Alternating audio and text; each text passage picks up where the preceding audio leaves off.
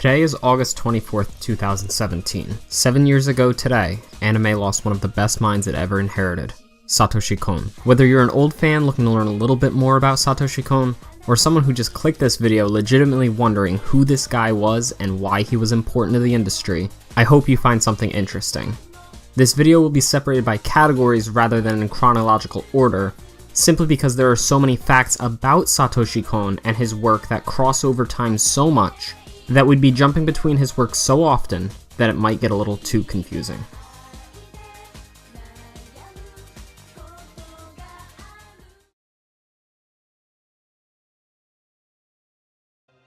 Kon was born in 1963. As a child, he aspired to become an animator.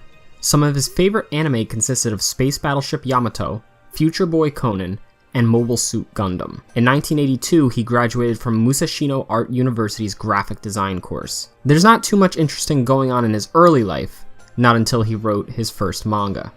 In 1984, Kon's career began to take off with a two-part doujinshi called Toriko. His work earned him the runner-up spot in the 10th annual Tetsuya Chiba Awards held by Kodansha. The achievement started Kon on the path to success he became known for. After Kon received the award, he was hired as an artist by Katsuhiro Otomo for a manga that would later be adapted into one of anime's most well-known movies, Akira. Satoshi Kon would continue to write manga for the coming years, releasing Tropic of the Sea in 1990, a 7-chapter manga which taught Satoshi Kon many of the lessons he would need to learn before entering the anime industry with the force he soon would. Through the rest of the early 90s, Kon would find work on multiple projects, such as a live-action film in 1991 called World Apartment Horror, based off his own manga and adapted by Katsuhiro Otomo. He would also work as an animator on a 1-hour OVA in the same year called Rojin Z, about a world that tries to give the new generation a break from caring for the elderly, leading to the questions of the morality of the process behind this.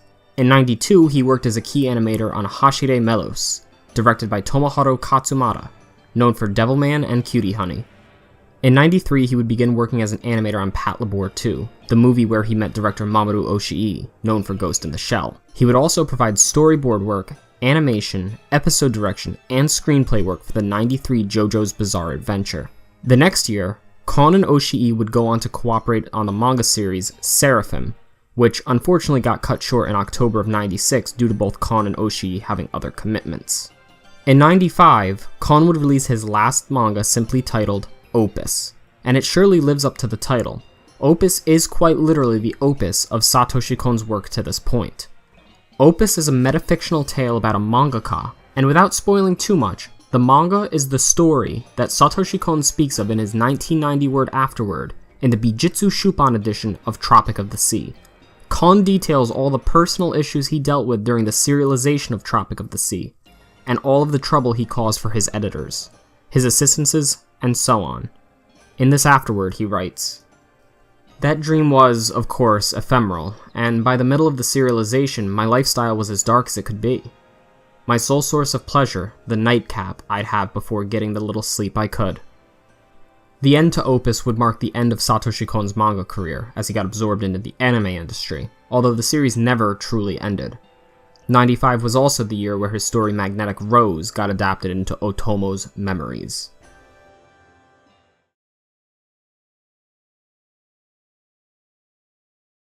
Most of this was going on at the same time of the early stages of development for Kon's first movie, Perfect Blue.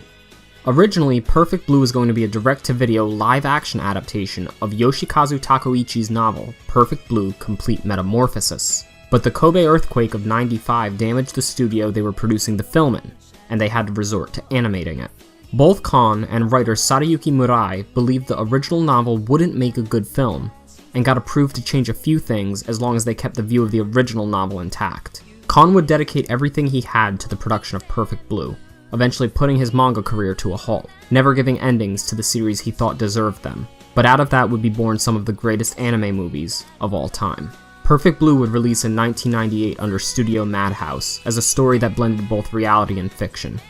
In 2001, Madonna would include clips of the movie in a remix of her song, What It Feels Like for a Girl, during her Drowned World tour. Years later in 2010, American filmmaker Darren Aronofsky would acknowledge similarities between Perfect Blue and his own movies, Requiem for a Dream and Black Swan. He also met Satoshi Kon in 2001. Perfect Blue went on to win 2 awards, in '97 at the Fantasia Festival in Montreal and the Fantasporto Film Festival in Portugal. Prior to the release of his next movie, Kon would contribute his animation skills to 2 more series, Master Keaton in 1998 and JoJo's Bizarre Adventure in 2000.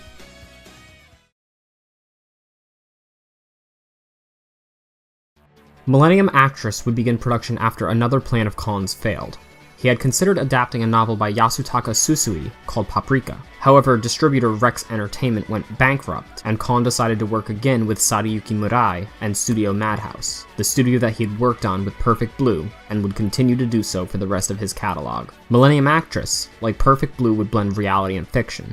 Loosely based on the lives of actresses Setsuko Hara and Hideko Takamine, Japanese actresses who were active through the 30s to the 60s, Kon strived to see Millennium Actress as a different interpretation of the same idea that Perfect Blue tackled, the male gaze. While Perfect Blue depicts this as a negative gaze, Millennium Actress shows it as a much more positive thing. Satoshi Kon would hire Susumu Hirasawa to compose the soundtrack for Millennium Actress, a composer who he was a longtime fan of, and who you might know for the soundtrack to Berserk.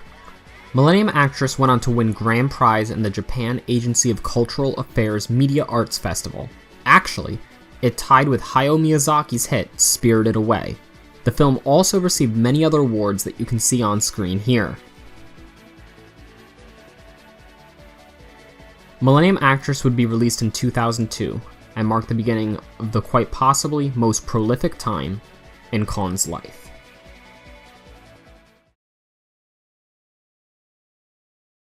In 2003, a year after Millennium Actress's release, Satoshi Kon would release Tokyo Godfathers, a film he would loosely base off of Peter B. Kind's novel, 3 Godfathers. Tokyo Godfathers is unlike most of Kon's other stuff. While it holds some of the dark identity that Kon is known for, Tokyo Godfathers is more about coming to accept family, even if it's just a makeshift family and not one tied together by blood. Kon co-wrote Tokyo Godfathers with Keiko Nobumoto, the creator of Wolf's Rain.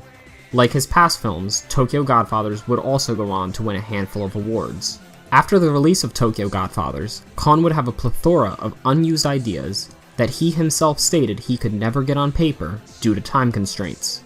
He decided, in 2004, to bring those ideas to life with Paranoia Agent, in which Susumu Hirasawa would return to compose the soundtrack for. Satoshi Kon would set the story in Musashino, Tokyo, not to be confused with the Musashino Art University that Kon attended, which is located in Kodaira, Tokyo. 2006 would be the release date of Kon's final film that the world ever got to see, Paprika.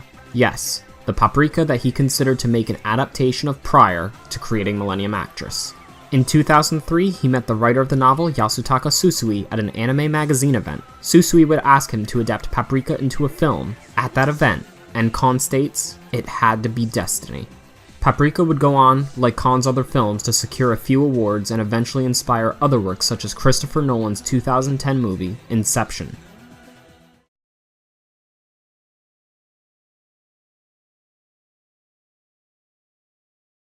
In 2007, Kon would cooperate with Mamoru Oshii and Makoto Shinkai of Kimi no Na wa fame on a series called Anikuri 15, where he created a short named Ohio. He would also help create the Japan Animation Creators Association, alongside director Toyo Ashida, known for Fist of the North Star, Dr. Slump, and Vampire Hunter D. Production of Satoshi Kon's next film, Dreaming Machine, would eventually begin, but in 2010 tragedy would strike.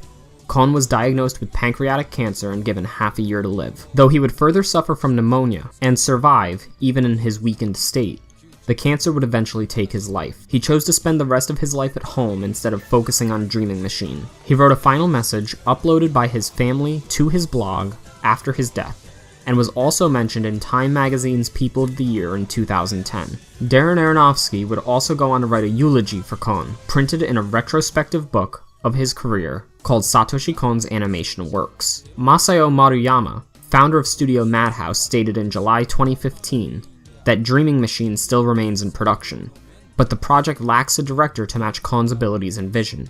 After his death, one final chapter of Satoshi Kon's opus would be found among his files, which tells of the struggle he faced early on during his transition into directing Perfect Blue, and how it put his manga career to an end.